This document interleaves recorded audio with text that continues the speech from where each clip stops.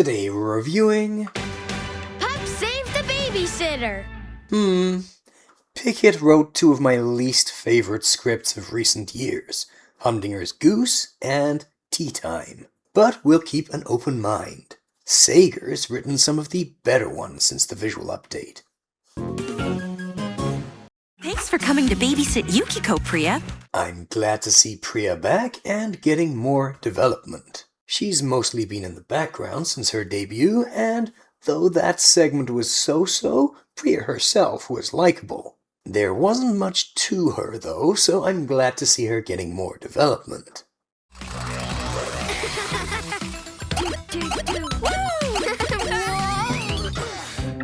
When we finally get to the pups and their pups at play scene, it's classic, old school, and cute. Something we haven't seen before is even better, if it's still cute, but this is fine. Sky's also not at all burnt. Maybe a bit orange, but that doesn't grate on me. It's always a cute little bit when the one on the video call is the companion rather than the one we're following. Be it Chicoletta, Wally, or indeed Yukiko. The sun's going down, which means it's almost bedtime. Love this lighting. Chase looks great. If I were a little toy sheep, where would I be? There's a definite sweet, old-fashioned feeling to this. Pups dealing with a very minor local issue very seriously. Sweet, sincere pups with cute, worried faces. This goes a long way for me. All right, Bettina, time to move over. The old man jokes also feel like older PAW. I feel like Chase could have gotten out of the window, but this is harmless and nicely laid back for current day PAW. Not yet. Lots of good, cute expressions this segment. It's bedtime, and I never found Yukiko's baba. That was very predictable, but sometimes being all predictable is comfy in its way. And hey, the target audience probably doesn't find it overly predictable. Looks like babysitting has them pretty tuckered out, too. Aw, that's an adorable ending.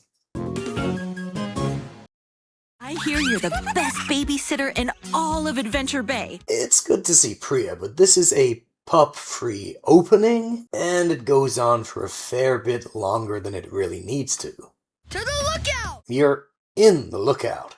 Or maybe you're technically in the tower, known metonymically as the lookout, so technically only get to the lookout at the top of the elevator? And you know what? PAW Patrol upstairs would be way worse, so this isn't really a negative. Just a point to chew over. Anyone else want to take a spin? We've had that joke. Just thought I'd take a spin. Hurry up and hire a lore keeper. Or just do your homework. I'll need you to search the tall trees in the orchard with your ladder. During the time of Sky's movie, we had a dozen or more examples of missions that Marshall should have done that were given to Sky. Now it's Marshall's movie's time, and yep, Marshall's getting missions it makes way more sense for Sky to do. I like Marshall the most, but this isn't better. Ladder!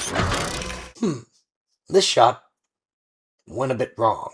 Marshall's mouth was still closed for his bark, and the lower part of his ladder is missing its rungs, which, you know, would be unhelpful. Chase, don't do annoying, unnecessary things. Like Ryder's meaningless flip in my last review, this seems like the team worried kids will lose interest if they don't force in some action. But in character terms, this is really annoying, and I doubt the kids are any more impressed than Bettina here.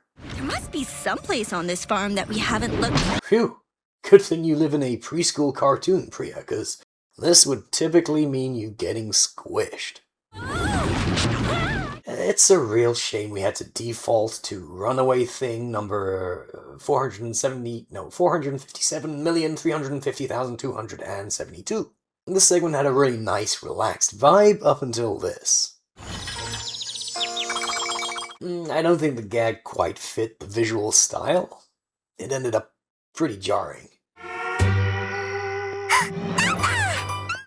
Need a shot transitioning the toy from head to hand here.